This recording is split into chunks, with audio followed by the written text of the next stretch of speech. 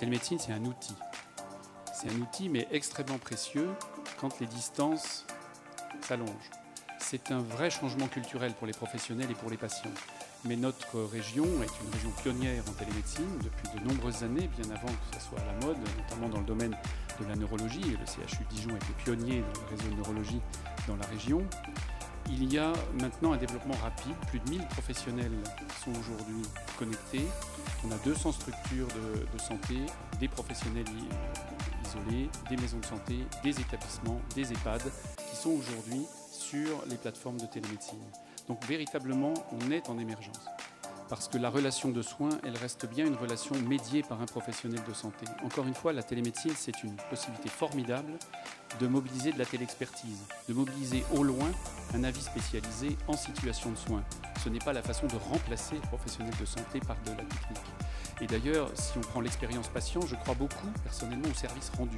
Je pense que notre meilleur juge de paix, c'est la perception du service rendu par les organisations. Et dans le domaine de la télésanté, on s'aperçoit très bien que autant les professionnels de santé que les patients plébiscitent pour l'instant ce développement. On vous laisse nous dévoiler justement un bel exemple de télémédecine. Absolument. Entre le CHU Dijon-Bourgogne, représenté par le docteur Vincent Meille, la dictologue du CHU, et le docteur Aurélien Vaillant, médecin généraliste de la maison médicale de Sœurs. On était déjà équipés en télémédecine avec nos collègues de Beaune sur la cardiologie et la dermatologie. La dictologie, comme l'endocrinologie, néphrologie, rhumatologie qu'on a développée par la suite avec le CHU de Dijon est venue naturellement et a pu permettre d'optimiser le matériel qui était déjà existant. Les patients de Sœurs ont des difficultés d'accès aux soins pour certains, aux spécialistes, pour des raisons sociales et ou de distance. En l'occurrence, en addictologie, on est vraiment dans les deux items.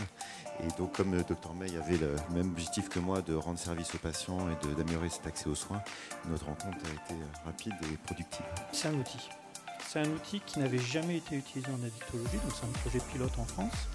Et la première question à laquelle on souhaitait répondre, c'est est-ce qu'il est pertinent en addictologie?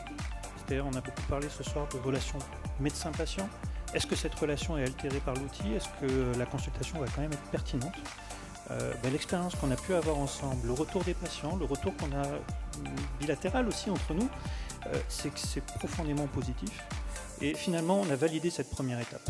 Voilà, un trophée collectif et d'équipe au cœur de M. Brachet.